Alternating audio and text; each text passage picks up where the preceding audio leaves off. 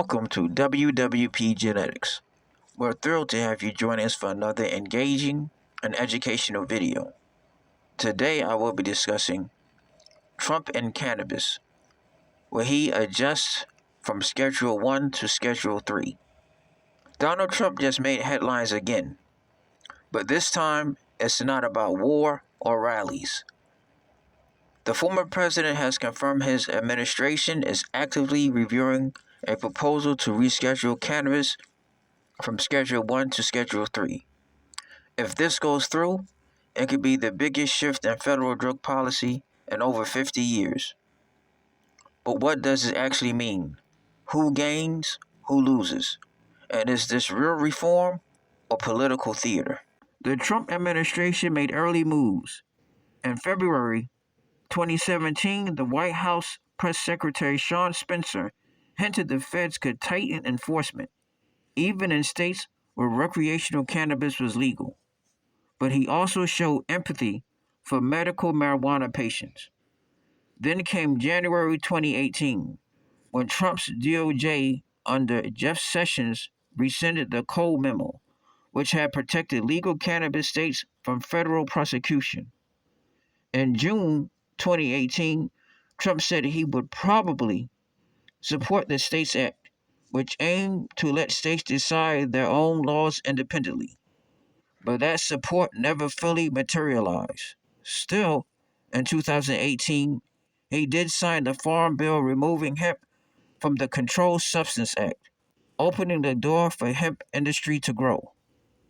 Trump showed mixed signals on the issue. In a private dinner Trump hosted in 2018, he spoke with donors Lev Parnas and Igor Fruman, who were pushing a business venture. Trump reportedly expressed to them that cannabis causes IQ problems and that users lose IQ points. Trump's stance on cannabis has always been murky. But in 2025, things changed quickly. On June 14, 2025, in a private meeting with White House lawmakers, Trump said we'll be moving forward soon with rescheduling marijuana. This was the first clear signal that federal reform was on the table. On August 11, 2025, during a White House press conference, Trump stated his administration was looking at reclassification and would decide over the next few weeks. He acknowledged hearing great things about medical cannabis, but expressed caution about recreational use.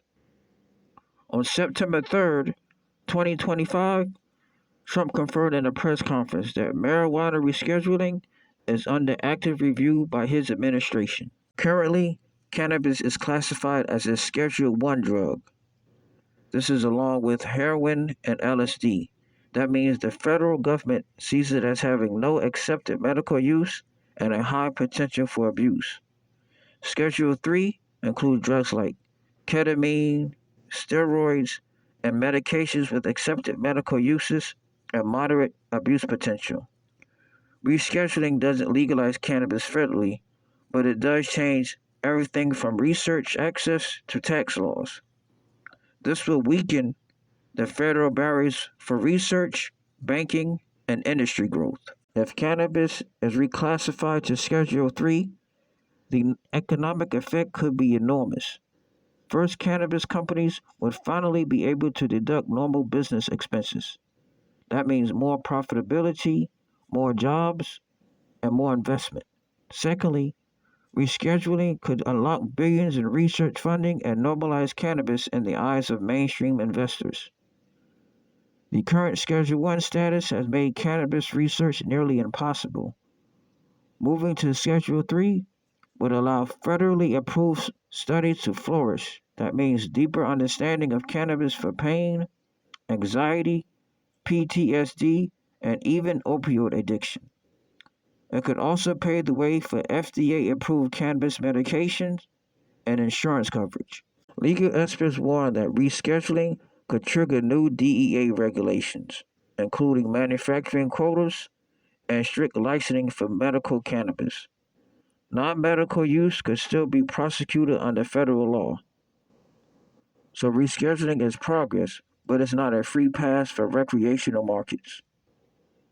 Support for cannabis legalization has skyrocketed from 36% in 2025 to a thriving 68% in 2024.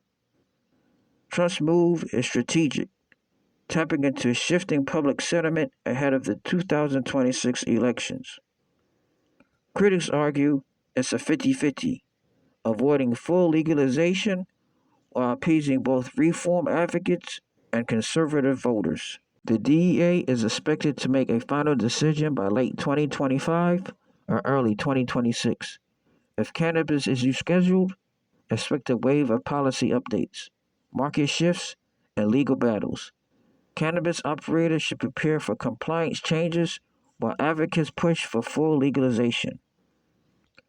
Trump's cannabis pivot could reshape the industry, but it's just the beginning. Whether you're a patient, grower, investor, or advocate, now's the time to stay informed and get involved. Drop your thoughts in the comments. Is rescheduling enough, or do we need full legalization? We hope you found today's video educational.